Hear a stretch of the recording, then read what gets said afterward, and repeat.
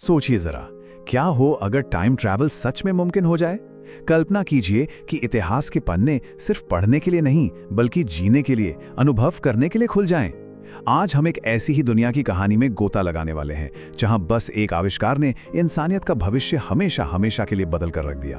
तो इस कमाल की कहानी में आगे बढ़ने से पहले 1 मिनट के लिए रुक कर सोचिए। अगर किसी को मौका मिले तो वो इतिहास के किस पल का गवाह बनना चाहेगा? शायद किसी महान साम्राज्य को बनते हुए देखना, या फिर किसी महान कलाकार को अपनी कला को रचते हुए देखना। सच कहूं तो यही सवाल इस पूरी कहानी की जड़ है। तो हमारी कहानी शुरू होती है एक ऐसी सुबह से जिसने साइंस और हकीकत के बीच की लकीर को ही मिटा दिया था। बात है साल 2050 की। एक बहुत ही brilliant physicist doctor Emily Reynolds ने सालों की कड़ी मेहनत और ना जाने कितनी ही नाकाम कोशिशों के बाद कुछ ऐसा कर दिखाया जो नामुमकिन माना जाता था। उनकी बनाई टाइम मशीन ने काम कर दिया और बस उसी पल से इंसानियत के इतिहास का एक नया चैप्टर शुरू हो गया। और जैसे ही इस आविष्कार की खबर फैली, मानो एक पूरी की पूरी नई इंडस्ट्री ही पैदा हो गई, टाइम टूरिज्म।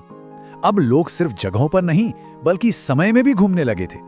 वो चीन की महान दीवार को बनते हुए अपनी आंखों से देख सकते थे, या फिर किसी भी ऐतिहासिक पल का हिस्सा बन सकते थे।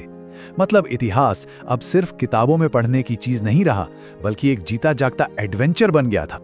और हाँ, पैसों की तो जैसे बारिश ही हो गई। ये टाइम टूरिज्म इंडस्ट्री हर साल अरबों खरबों डॉलर का रेवेन्यू बना रही थी, जिसने पूरी दुनिया की इकोनॉमी को एक नई रफ्तार दे दी।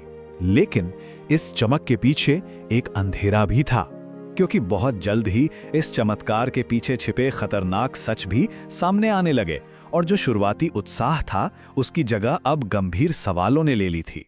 इस एक टेक्नोलॉजी ने दुनिया को 2 हिस्सों में बांट दिया।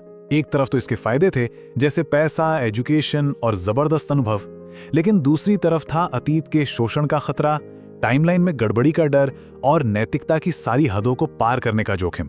मतलब जरा सोचिए, पास्ट में की गई एक छोटी सी छेड़छाड़ भी भविष्य में कितना बड़ा, कितना विनाशकारी तूफान ला सकती थी।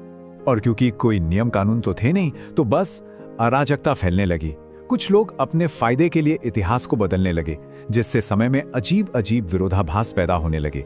भविष्य देखने में तो बहुत एडवांस था, पर उतना ही खतरनाक और बेकाबू भी। अब इस सारी ग्लोबल उथल-पुथल के बीच हमारी कहानी एक पर्सनल मोड़ लेती है, जहां एक आम सी लड़की एक बहुत बड़े राज से टकरा जाती है।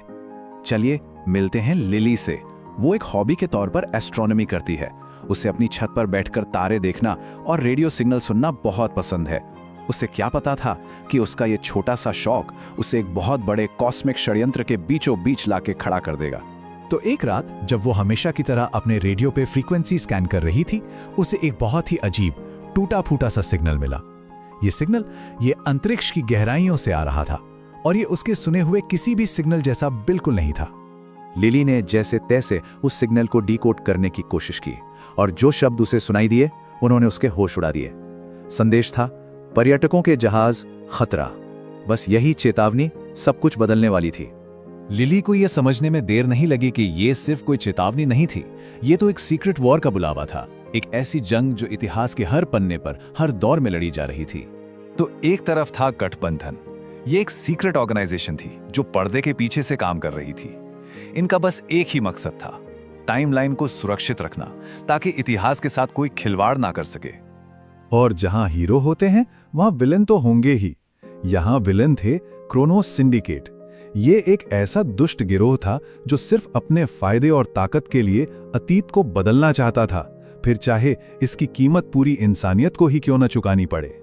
उस एक सिग्नल ने लिली की पूरी जिंदगी बदल कर रख दी। वो गठबंधन में शामिल हो गई, उसे टाइम ट्रैवल की ट्रेनिंग दी गई, और देखते ही देखते वो एक आम लड़की से टाइमलाइन की रक्षक बन गई। अब वो इतिहास की सिर्फ एक टूरिस्ट नहीं थी, वो उसकी गार्डियन बन चुकी थी। तो इस गुप्त युद्ध का अंत कैसा हुआ? खैर, ये मानवता के लिए एक नई सुबह लेकर आया। एक जबरदस्त और आखिरी टकराव हुआ, और उसमें लिली की लीडरशिप में गठबंधन ने क्रोनोस सिंडिकेट को हरा दिया। उन्होंने सिर्फ एक लड़ाई नहीं जीती, बल्कि आने वाली पीढ़ियों के लिए एक सुरक्षित और बेहतर भविष्य की नींव रखी। इस जीत के बाद जो दुनिया बनी वो बिल्कुल अलग थी। अब टाइम ट्रैवल को बहुत जिम्मेदारी के साथ कंट्रोल किया जाता था। इंसानियत ने अपनी पिछली गलतियों से सीखा और सहयोग और तरक्की के एक नए दौर की शुरुआत हुई। यहाँ तक कि सालों से खराब हो रहा पर्यावरण भी धीरे धीरे ठीक होने लगा था। और ये सारी कहानी हमें एक बहुत ही गहरे सवाल पर लाके छोड़ देती है। अगर किसी के पास अतीत को बदलने की ताकत आ जाए तो क्या उसे इसका इस्तेमाल करना चाहिए? इस ताकत के साथ जो जिम्मेदारी आती है वो बहुत बड़ी है और इसका जवाब शायद उतना आसान नहीं है जितना लगता है।